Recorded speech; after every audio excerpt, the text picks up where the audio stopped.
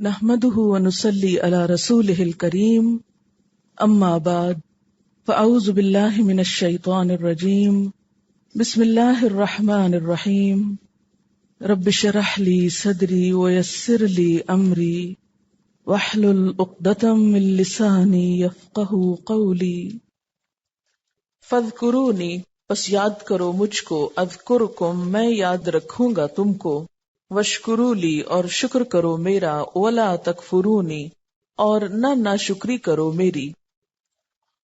واشکروا لی کا روٹ جو ہے وہ شکر ہے، شین کاف رے۔ اس کا لغوی معنی ہوتا ہے گائے کا کم چارہ کھا کر زیادہ دودھ دینا، یعنی تھوڑی سی چیز پا کر بھی زیادہ فائدہ پہنچانا۔ دابت شکور اس چوپائے کو کہتے ہیں، اس جانور کو کہتے ہیں جو اپنی جسمانی صحت کی وجہ سے یہ ظاہر کر رہا ہو کہ اس کے مالک نے اس کی بہت اچھی پرورش کی ہے۔ تو اس سے پتہ چلتا ہے کہ شکر کا تعلق انسان کے رویے سے بھی ہے، اس کی حالت سے بھی ہے۔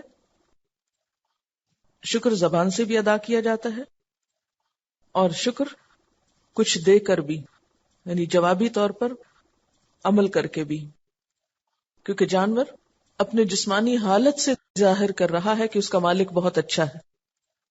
تو انسان بھی جب اپنے رب کا شکر گزار ہو تو نہ صرف یہ کہ وہ زبان سے شکر ادا کرے بلکہ اس کے ساتھ ساتھ عملی طور پر بھی اور اپنے رویے سے بھی یہ بات ظاہر کرے کہ وہ اپنے مالک کے بارے میں بہت اچھا گمان رکھتا ہے، بہت اچھے جذبات رکھتا ہے، بہت ہی قدردان ہے اس کی ساری نعمتوں کا۔ اب آپ دیکھیے کہ پچھلے ساری چیزوں کا خلاصہ ہے اس چھوٹی سی آیت میں، فَاذْكُرُونِي أَذْكُرْكُمْ وَاشْكُرُوا لِي وَلَا تَكْفُرُونَ، پس یاد کرو مجھ کو، میں تم کو یاد رکھوں گا، شکر کرو میرا اور نہ ناشکری کرو میری۔ تو اس سے کیا پتہ چلتا ہے کہ جب نعمت مل جائے تو نعمت کا حق ادا کرنے کے لیے کیا ضروری ہے؟ اللہ کا ذکر اور اس کا شکر۔ تو ہمیں کون کون سی نعمتیں ملی؟ بنی اسرائیل سے امامت لے کر اللہ تعالیٰ نے امت مسلمہ کو دی، آخری نبی ہم میں بھیجے، انہوں نے ہم کو کتاب دی، حکمت دی، تزکیہ کیا،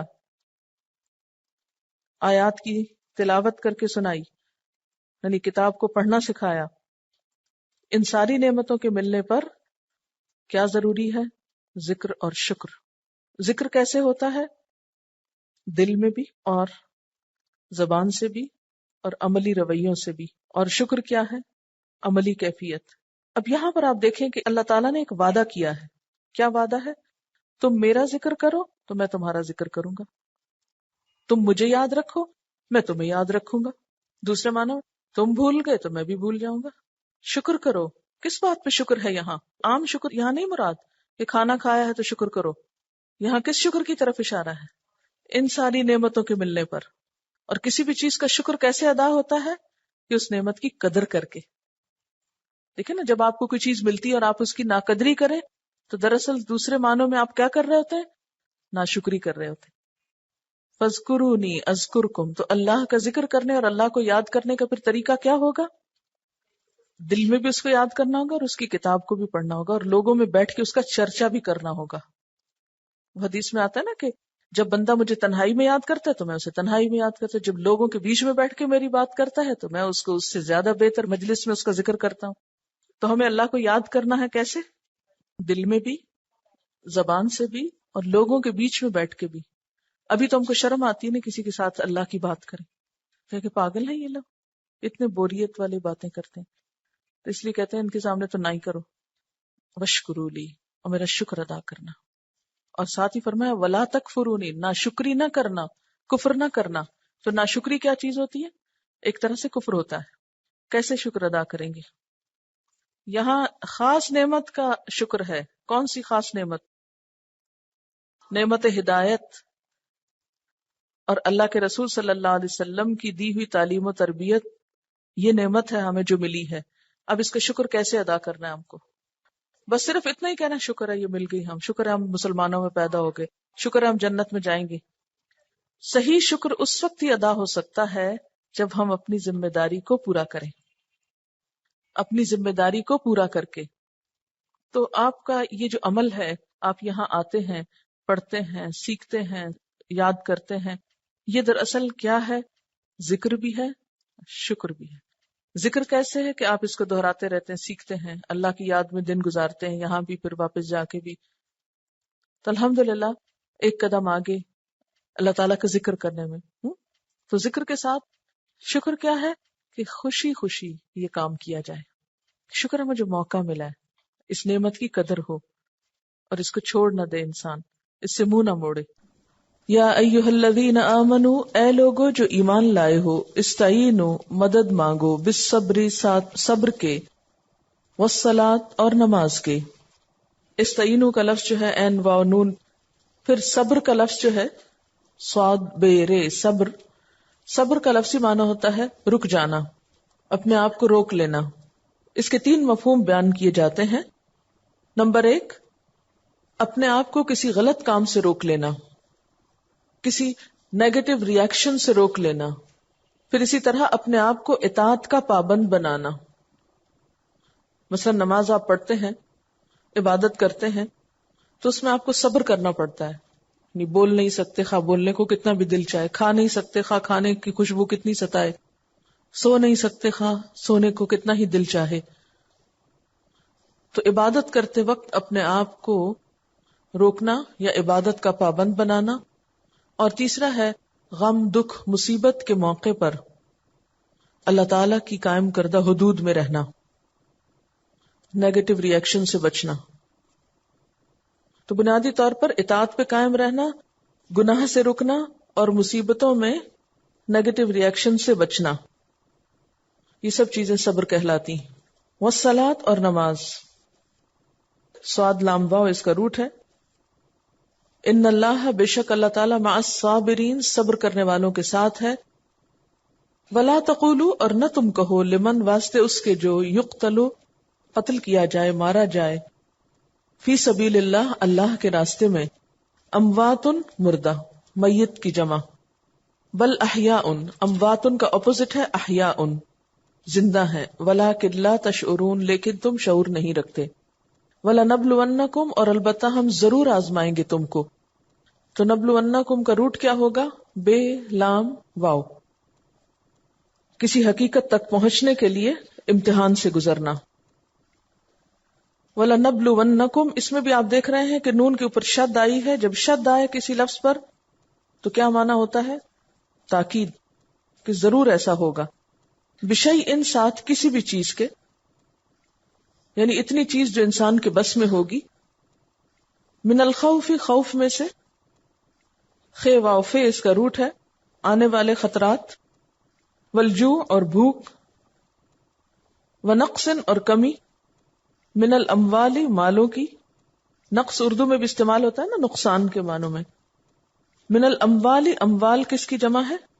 مال کی. والانفس، نفس کی جمع، اور جانیں. والثمرات، پیچھے گزر چکا ہے، اور پھل. وبشر الصابرین، صبر کرنے والوں کو بشارت دے دو. دوبارہ دیکھیے.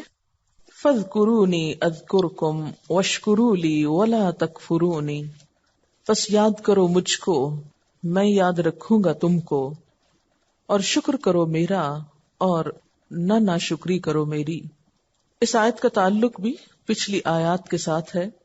امت مسلمہ کو، مسلمانوں کو خطاب ہے کہ میں نے تم کو اتنی بڑی نعمت عطا کی کہ تمہارے اندر ایک رسول بھیجا جس نے تمہاری زندگی سنوار دی، تمہارے لیے قبلے کو ایک مرکز متعین کیا، بنی اسرائیل سے امامت لے کر تم کو عطا کی، تمہیں اس کام کے لیے چنا جس کے لیے میں نے اپنے پیغمبر بھیجے.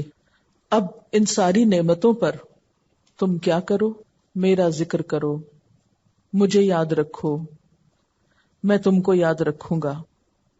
یہ بالکل ایسے ہی ہے جیسے پیچھے آپ پڑھ چکے ہیں نا، اوفو بعہدی اوف بعہدکم، تم میرے ساتھ کیا ہوا عہد پورا کرو، نبھاؤ، میں تمہارے ساتھ کیے ہوئے عہد کو پورا کروں گا. یعنی تمہارے ساتھ وہی معاملہ ہوگا جس کے تم مستحق ہوگے، جو کچھ تم کرو گے وہی تم کو ملے گا. کیونکہ عام طور پر ہوتا یہ ہے کہ جب کسی کو نعمت ملتی ہے تو وہ اس نعمت کو پا کر پھول جاتا ہے اور اللہ کو بھول جاتا ہے اور تکبر میں مبتلا ہو جاتا ہے. تو یہاں بتایا یہ جا رہا ہے کہ تم ان نعمتوں کو پا کر کسی فخر اور تکبر میں مبتلا نہ ہو جانا، خود کو بڑی چیز نہ سمجھنے لگنا، بلکہ اپنے رب کو یاد رکھنا، اسی کی نعمت سمجھنا، ان چیزوں کو اسی کی طرف سے آئی ہوئی نعمت اور احسان سمجھنا، مجھے یاد کرتے رہنا تو میں بھی تم کو یاد کروں گا. حضور صلی اللہ علیہ وسلم نے فرمایا کہ اللہ تعالیٰ فرماتے ہیں میرا بندہ مجھ سے جو توقع رکھتا ہے، جیسا گمان اس نے میرے متعلق قائم کر رکھا ہے ویسا ہی وہ مجھے پائے گا. جب وہ مجھے یاد کرتا ہے تو میں اس کے ساتھ ہوتا ہوں، وہ مجھے تنہائی میں یاد کرتا ہے تو میں بھی اسے تنہائی میں یاد کرتا ہوں. اگر وہ مجھے کسی جماعت کے ساتھ بیٹھ کر یاد کرتا ہے تو میں ان سے بہتر جماعت میں اس کو یاد کرتا ہوں. اگر وہ میری طرف ایک بالشت بڑھتا ہے تو میں اس کی طرف ایک ہاتھ بڑھ جاتا ہوں. اگر وہ میری طرف ایک ہاتھ بڑھتا ہے تو میں اس کی طرف 4 ہاتھ بڑھتا ہوں. اگر وہ میری طرف آہستہ آہستہ آتا ہے تو میں اس کی طرف دوڑ کر آتا ہوں. یعنی اللہ تعالیٰ کی مدد، اس کا کرم اور اس کا فضل تو ہے، لیکن وہ آتا کب ہے؟ جب ہم خود اپنے آپ کو اس کے قابل بناتے ہیں. شرط کیا ہے؟ پہلا قدم آپ کو اٹھانا ہوگا. وشکرو لی، اور میرا شکر ادا کرنا، کیونکہ نعمت پانے پر بندہ مومن کے اوپر جو ذمہ داری عائد ہوتی ہے وہ شکر ادا کرنے کی ہے. کیونکہ اللہ تعالیٰ کا وعدہ ہے لَإِن شَكَرْتُمْ لَأَزِيدَنَّكُمْ، اگر تم نے شکر ادا کیا تو میں تم کو اور زیادہ نعمت عطا کروں گا اور زیادہ نعمت دوں گا. وَلَا تَكْفُرُونِ، اور میری ناشکری نہ کرنا. تو گویا امت مسلمہ کی کامیابی اور ترقی کا راز کس میں ہے؟ اللہ کے ذکر میں اور اللہ کے شکر میں.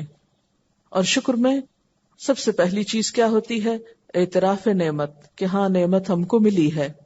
اور اس کے بعد دل کے اندر نعمت دینے والے کے لیے اچھے جذبات کا ہونا، اس کو یاد رکھنا، پھر زبان سے بھی اس کا ذکر کرنا، پھر عمل سے اس کو راضی کرنا. تو فرمایا تم میرا شکر ادا کرتے رہنا اور میری ناشکری نہ کرنا.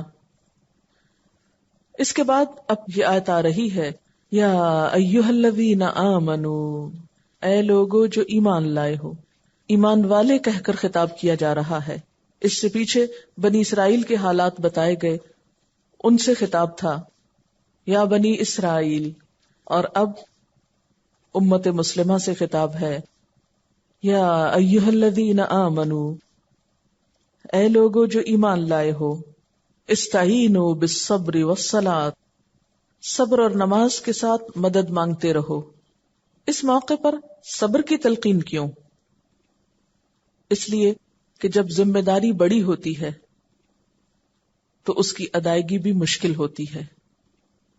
جب نعمت بڑی ہوتی ہے تو اس کا شکر بھی زیادہ بڑا ہوتا ہے.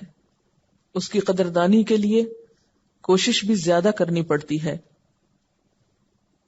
تو نعمت ایک طرح کی ذمہ داری بھی ہوتی ہے. نعمت کے ملنے کے کچھ تقاضے ہوتے ہیں. تو امت مسلمہ کو جہاں ایک بڑائی اور عزت ملی تو اس نعمت کے لیے شکر ادا کرنے کا طریقہ کیا ہوگا کہ جو کام اللہ تعالیٰ نے ہمیں کرنے کو کہا ہے وہ کیا جائے. اور وہ کام کیا ہے؟ لوگوں کو خیر کی طرف بلایا جائے، لوگوں کو اللہ تعالیٰ سے جوڑا جائے. جب بھی کوئی شخص یہ کام کرنے لگتا ہے، یعنی لوگوں کو خیر اور بھلائی کی طرف بلانے کا، تو ایسے میں انسان کو لازمی طور پر تنقید اور تکلیف دہ باتوں سے واسطہ پڑتا ہے. اور انسان کی یہ کمزوری رہی ہے کہ تنقید ہمیشہ اسے ناپسند آئی ہے. تو یہاں پر بتایا یہ جا رہا ہے کہ جب تم لوگوں کی بھلائی چاہو اور لوگ تمہارے ساتھ برا سلوک کریں تو دل نہیں ہار بیٹھنا، دل چھوٹا نہ کر بیٹھنا. ایسے موقع پر اپنے رب سے مدد حاصل کرنا. استعینوا بالصبر والصلاۃ.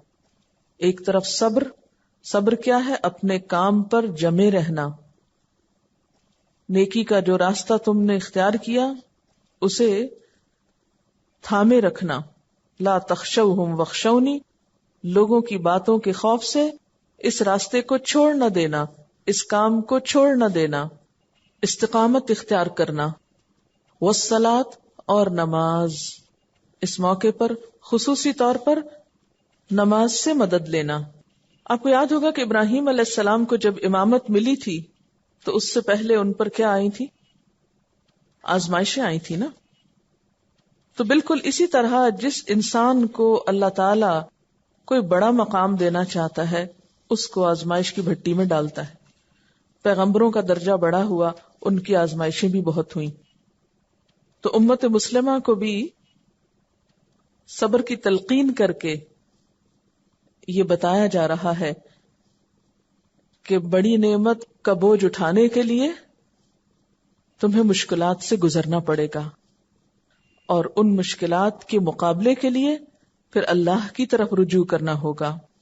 اگر اعزاز بڑا ہے تو آزمائشوں کا آنا بھی ضروری ہے، اور جب آزمائشیں آئیں تو پھر اللہ کی مدد مانگنا ضروری ہے، کیونکہ یہ اللہ کے راستے کی مشکلات ہیں، یہ منصب امامت کی مشکلات ہیں، اور ان کا علاج بھی یہ اعزاز دینے والا ہی بتائے گا، اور اسی کے بتائے ہوئے علاج کو اختیار کرنا ہے. ان اللہ مع الصابرین. بے شک اللہ تعالیٰ صبر کرنے والوں کے ساتھ ہے. عام طور پر جب تکلیف آتی ہے تو انسان کے دل میں شیطان سب سے پہلا خیال یہ ڈالتا ہے کہ تمہارے رب نے تمہارا ساتھ چھوڑ دیا، تمہارا تو بڑا ہی نقصان ہو جائے گا، تمہارا کچھ کام نہیں بنے گا، تم بڑی مصیبت میں پڑ گئے ہو، اب تو تمہاری خیر نہیں. بہت خوف اور وسوسے آتے ہیں دل میں. تو ایسے موقع پر جب انسان اللہ تعالیٰ کی طرف رجوع کرتا ہے، اور خاص طور پر نماز کے ذریعے، نماز پڑھ کے، تو اس کا دل بڑا ہوتا ہے، وہ ایسے وسوسوں سے چھٹکارا پا لیتا ہے. تو یاد رکھو، اگر تم صبر کرو گے، تم اپنے رستے پہ جمے رہے، تو اللہ کی مدد تمہیں ضرور آئے گی، کیونکہ اس کا وعدہ ہے. ہاں، اگر مدد آنے سے پہلے تم ہی بھاگ کھڑے ہوئے تو پھر مدد کس کام کی. پھر اشارہ کیا گیا کہ ہو سکتا ہے اس راستے میں تمہیں اپنی جان بھی دینی پڑے. یعنی چھوٹی موٹی آزمائشیں تو ہوں گی ہی، بڑی مشکل بھی آ سکتی، اور وہ کیا کہ تمہاری جان بھی چلی جائے. اور ہم دیکھتے ہیں کہ مدینہ میں نبی صلی اللہ علیہ وسلم اور آپ کے ساتھیوں کو ہر طرح کی مشکلات پیش آئیں. مکہ میں بھی مشکلات تھیں، لیکن مدینہ میں بھی مستقل مشکلات کا سامنا رہا. اور یہ مشکلات کس راستے کی تھی؟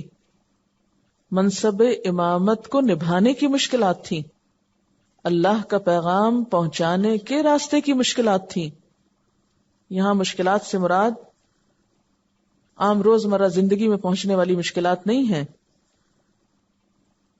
فرمایا کہ اگر اس راستے میں جان بھی گئی تو تمہارا نقصان نہیں، بلکہ ایسی جان دینے والوں کو میں بہت بڑا اعزاز اور شرف دوں گا. کیا کہ ان کے لیے مردہ ہونے کا لفظ بھی نہ بولو. وَلَا تَقُولُوا لِمَن يُقْتَلُ فِي سَبِيلِ اللَّهِ أَمْوَاتٌ. نہ تم کہو ان کو جو مارے گئے اللہ کے راستے میں، کیا نہ کہو اموات، کہ وہ مردہ ہے. موت کا لفظ ہی ایک مایوسی کی نشاندہی کرتا ہے. فرمایا میری راہ میں جان دینے والوں کو تم مردہ نہ کہا کرو، ان کے لیے یہ لفظ نہ استعمال کیا کرو. بل احیاء، بلکہ وہ تو زندہ ہیں. لیکن کیسی ہے زندگی ان کی؟ وَلَٰكِن لَا تَشْعُرُونَ. لیکن تم شعور نہیں رکھتے، تم محسوس نہیں کر سکتے، تم اس کا ایکسپیرینس نہیں کر سکتے، کیونکہ وہ دوسری دنیا کا معاملہ ہے. تو گویا شہداء کو مردہ نہ کہنا ان کی عزت و تکریم کے لیے ہے، اور یہ زندگی دنیا کی زندگی نہیں، برزخ کی زندگی ہے. اور اس کے بارے میں نبی صلی اللہ علیہ وسلم نے فرمایا شہداء کی روحیں سبز پرندوں کے جسم میں ہوتی ہیں، اور ان کے لیے عرش کے ساتھ کچھ کندیلیں لٹکی ہوئی ہیں جیسے شینڈلیئر ہوتے ہیں نا. یہ روحیں جنت میں جہاں چاہتی ہیں سیر کرتی پھرتی ہیں، پھر ان کندیلوں میں واپس آ جاتی ہیں. تو مرنے کے فوراً بعد ان کو جنت تک پہنچا دیا جاتا ہے. اور پھر ساتھ ہی مزید فرمایا وَلَنَبْلُوَنَّكُمْ، اور البتہ ہم ضرور آزمائیں گے تم کو، ضرور آزمائش ہوگی تمہاری. کیسے؟ بِشَيْءٍ، ساتھ کسی بھی چیز کے. یہ ساری بہت سی چیزیں جو آگے آ رہی ہیں ان میں سے کوئی بھی چیز تمہارے راستے میں آ سکتی ہے. من الخوف، خوف میں سے، والجوع، اور بھوک، ونقص من الاموال، مالوں کی کمی، والانفس، جانوں کی، والثمرات، اور پھلوں کی. یہ ساری آزمائشیں بھی آ سکتی ہیں اور ان میں سے کوئی ایک آدھ بھی آ سکتی ہے. اب ہم دیکھتے ہیں کہ پہلے درجے پر خطاب چونکہ مدینہ کے مسلمانوں سے ہے، اس کے بعد باقی سب کے لیے بھی ہے. تو مدینہ کے مسلمانوں کو ان میں سے ہر ایک کے ساتھ واسطہ پڑا تھا. کبھی خوف، کبھی بھوک، کبھی مال کی کمی، کبھی جانوں کی کمی، یعنی لوگوں کی زندگیاں ختم ہوئیں اس راستے میں، کبھی فصلیں برباد ہوئیں. مثلاً خوف کے لیے بطور مثال آپ کو یہ واقعہ بتاتی ہوں کہ نبی صلی اللہ علیہ وسلم خود اس تکلیف سے کس طرح گزرتے تھے. بخاری کی روایت ہے، ایک دفعہ نبی صلی اللہ علیہ وسلم نے فرمایا، کاش آج رات کوئی میرا پہرا دے تاکہ میں سو سکوں. یہ سن کر حضرت سعد بن ابی وقاص مسلح ہو کر آ گئے اور کہا، یا رسول اللہ صلی اللہ علیہ وسلم، میں پہرا دیتا ہوں، آپ سو جائیں. چنانچہ آپ نے اس طرح آرام پایا. خصوصاً جنگ احزاب سے پہلے جب ہر طرف سے دشمنوں کے آنے کی خبریں ملتی تھی تو یہ وقت مسلمانوں کے لیے بہت خوف کا وقت تھا. خوف سے بہت آزمائش ہوئی ان کی. ہر وقت مدینہ کی ریاست خوف کا شکار رہتی اور اتنا زیادہ خوف ہوتا تھا کہ مسلمان سو نہیں سکتے تھے کہ معلوم نہیں کس وقت کون دشمن کہاں سے آ کے حملہ آور ہو جائے. تو پھر یاد دہانی کرا دوں کہ یہ خوف کس راستے کا ہے؟ اللہ کے راستے کا. ایک رات اہل مدینہ ایک خوفناک آواز سن کر گھبرا گئے. پھر وہ اس آواز کی طرف روانہ ہوئے تو دیکھا کہ آپ صلی اللہ علیہ وسلم ادھر سے واپس آ رہے ہیں. آپ ان سے پہلے ہی اس آواز کی جانب روانہ ہو گئے تھے اور خبر معلوم کر کے آ رہے تھے. آپ نے لوگوں سے کہا، ڈرو نہیں، ڈرو نہیں. تو اس سے اندازہ ہو سکتا ہے کہ ہر وقت کوئی نہ کوئی ایسی خوف دلانے والی چیز آس پاس ماحول میں موجود ہوتی تھی. پھر اس کے بعد والجوع، اور بھوک سے آزمائش ہوگی، اور یہ بھوک بھی فی سبیل اللہ. حضرت ابو ہریرہ رضی اللہ تعالیٰ عنہ کہتے ہیں، میں نے صفہ والوں میں 70 آدمی ایسے دیکھے ہیں جن کے پاس چادر تک نہ تھی، فقط تہبند تھا یا کمبل تھا جسے انہوں نے گردن سے باندھ رکھا تھا، جو کسی کی آدھی پنڈلیوں تک پہنچتا اور کسی کے ٹخنوں تک، جسے وہ اپنے ہاتھ سے سمیٹتے رہتے اس ڈر سے کہ ان کا سطر نہ کھل جائے. آپ کو معلوم ہے یہ اصحاب صفہ کون تھے؟ جو اسلام سیکھنے کے لیے اپنے اپنے علاقوں سے مدینہ میں جمع ہوئے تھے. انہوں نے اپنے گھر بار چھوڑے، اپنے کاروبار چھوڑے تاکہ دین سیکھیں جا کر، اور دین سیکھ کر واپس جا کر لوگوں کو سکھائیں، اسلام کو زندہ کریں، بہترین امت ہونے کا رول ادا کریں. اب آپ دیکھیے کہ ہم ان آزمائشوں کو دیکھیں اور اپنے حال کو دیکھیں اور اپنی ناشکریوں کو دیکھیں کہ ہم میں سے کوئی چھوٹی سی بھی قربانی کر بیٹھتا ہے اللہ کے راستے میں تو بہت احسان جتانا شروع کر دیتا ہے اور بار بار اس کا تذکرہ کرے گا، بار بار اس کا اظہار کرے گا کہ اللہ کے راستے میں نکلنے کی وجہ سے یہ مشکل آئی ہے. اگر وہ لوگ اس وقت اپنے گھر چھوڑ کر نہ نکلتے اور یہ قربانیاں نہ کرتے تو آج کیا یہ دین ہم تک پہنچتا؟ اگر کوئی آ کر اس کو نہ سنتا نبی صلی اللہ علیہ وسلم سے، اور نہ سیکھتا اور نہ یاد کرتا اور نہ آگے پہنچاتا تو ہم یہاں نہ بیٹھے ہوتے. حضرت عائشہ رضی اللہ تعالی عنہا اپنے بھانجے عروہ بن زبیر سے کہتی ہیں کہ میرے بھانجے، ہم پر ایسا وقت گزر چکا ہے کہ ہم ایک چاند دیکھتے پھر دوسرا چاند، یعنی 2 مہینے ہمارے گھر میں آگ نہیں جلتی تھی، یعنی پکا ہوا کھانا نہیں ہم کو ملتا تھا. عروہ نے کہا، خالہ پھر تمہاری گزر کس چیز پہ ہوتی تھی؟ حضرت عائشہ نے فرمایا، انہی دو کالی چیزوں پر، یعنی کھجوروں پر اور پانی پر۔ ہاں یہ ضرور تھا کہ ہمارے ہمسائے میں چند انصاری لوگ تھے جن کے پاس بکریاں ہوتی، وہ ان کا دودھ دوہ کر نبی صلی اللہ علیہ وسلم کے لیے تحفے کے طور پر بھیج دیا کرتے تھے، جس سے وہ ہمیں بھی پلاتے تھے۔ تو یہ ہیں وہ لوگ جنہوں نے بھوک اٹھا کر دین کی خدمت کی۔ وَنَقْسِم مِّنَ الْأَمْوَالِ، اور مال کی کمی۔ مال کی کمی میں آپ دیکھیے کہ ظاہر ہے کہ جب لوگوں نے اپنے کام چھوڑے، تجارتیں چھوڑی، تو پھر یہ ساری مشکلات سامنے آئیں۔ آپ سب کو معلوم ہے کہ نبی صلی اللہ علیہ وسلم نبوت سے پہلے تجارت کیا کرتے تھے، اور ایک ایک بزنس ٹرپ پر آپ کو بہت بڑا منافع ہوا۔ آپ کی بیوی حضرت خدیجہ رضی اللہ تعالی عنہا مکہ کی مالدار ترین خاتون تھی۔ جب ان کا مال تجارت کے لیے جاتا تو پورے اہل مکہ کا سامان ایک طرف ہوتا اور حضرت خدیجہ کا سامان اس سے زیادہ دوسری طرف ہوتا۔ یعنی آپ صلی اللہ علیہ وسلم کا گھرانہ وہ گھرانہ تھا جس میں اتنا مال تھا نبوت سے پہلے، لیکن نبوت کے بعد آپ کا سارا دھیان، آپ کی ساری کوششیں دین کی طرف لگ گئیں، اور تجارت کے لیے وقت نہیں بچا، اور جو کچھ آپ کے پاس تھا وہ دین کی تبلیغ میں لگ گیا، حتیٰ کہ یہ نوبت آ گئی کہ گھر میں کھانے تک کو کچھ نہ ہوتا تھا۔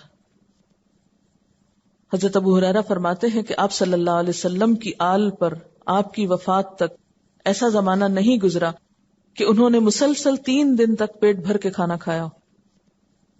آج ہم اپنے آپ کو دیکھیں اور پھر اسلام کی خدمت کے دعوے دیکھیں۔ نقسم من الاموال کی ایک اور مثال حضرت ابو موسیٰ اشعری فرماتے ہیں کہ ہم 6 آدمی آپ صلی اللہ علیہ وسلم کے ساتھ ایک لڑائی کو نکلے۔ سواری کے لیے ہم سب کے پاس ایک ہی اونٹ تھا، باری باری اس پہ سوار ہوتے، چلتے چلتے ہمارے پاؤں پھٹ گئے، اور میرے تو پاؤں پھٹ کر ناخن بھی گر پڑے۔ اس حال میں ہم پاؤں پہ چیتھڑے لپیٹ لیتے، اسی لیے اس لڑائی کا نام غزوہ ذات الرقاع قرار پایا، چیتھڑوں والی جنگ، یعنی جس میں لوگوں نے اپنے پاؤں پہ چیتھڑے لپیٹے تھے۔ اتنا چلنا پڑا کہ جوتے ٹوٹ گئے، پاؤں زخمی ہو گئے، اور پھر بھی چلتے رہے۔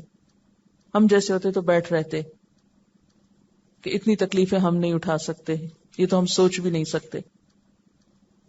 اور پھر والثمرات، اور پھلوں میں سے، پھلوں کا بھی آپ دیکھیں کہ ظاہر ہے کہ جب جنگ تبوک ہوئی تو لوگوں کے کھیت پکے تیار تھے، اور وہ سارے کے سارے نکل کھڑے ہوئے رومیوں سے جنگ کرنے کے لیے۔ تو پکے ہوئے کھیت کو چھوڑ دینا کیا ہے؟ اس کو برباد کرنا، یعنی عین اس وقت جب کہ کٹائی ہو رہی ہو فصل کی اور مال آنے والا ہو، اس وقت انسان نکل کھڑا ہو کسی اور کام کو، تو آپ سوچیں کہ پھر دنیا کے تقاضے کیسے پورے ہوں گے۔ تو والثمرات، اور پھل۔ پھر اسی طرح بسا اوقات جنگوں کے موقع پر محض کھجور ہوتی تھی جو لوگوں کے پاس ہوتی، تو ایک صحابی کہتے ہیں کہ اس طرح ہمارے پاس کھجوریں تھی جس کے ساتھ ہم نے جہاد کیا، تو دوسرے کہنے لگے کہ صرف کھجوریں، تو کہنے لگے کہ ہاں ایک دن ایسا بھی آیا کہ وہ بھی کم ہو گئی، تو پھر ہمیں ان کی بھی قدر آئی کہ یہ بھی کتنی قیمتی چیز ہے۔ تو بہرحال جب بھی کوئی سنجیدگی کے ساتھ اور اخلاص کے ساتھ اس کام کو کرے گا، دین کو پھیلانے کی کوشش کرے گا اور دین کی ترقی کے لیے آگے بڑھے گا، تو اسے ان چیزوں سے گزرنا ہوگا۔ اب اللہ تعالیٰ ہر ایک کے اوپر آزمائش اتنی ڈالتے ہیں جتنی وہ اٹھا سکتا ہو، کیونکہ ان لوگوں کے درجے بڑے تھے، اس لیے سب سے زیادہ ان پر آزمائشیں آئیں۔ کہتے ہیں کہ جو اللہ کے جتنا قریب ہوتا ہے اتنا زیادہ آزمایا جاتا ہے۔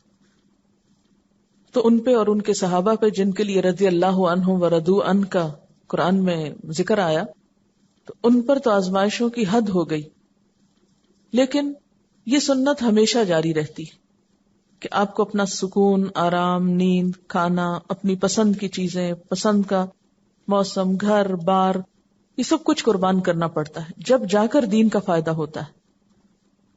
اگر ہم سارا وقت اپنے آپ پر ترس کھاتے رہیں اور اپنے آپ کو مظلوم سمجھیں کہ اب ہمارے پاس یہ نہیں رہا، وہ نہیں رہا، دین کے لیے ہم یوں خوار ہو گئے، یہ چھوٹ گیا.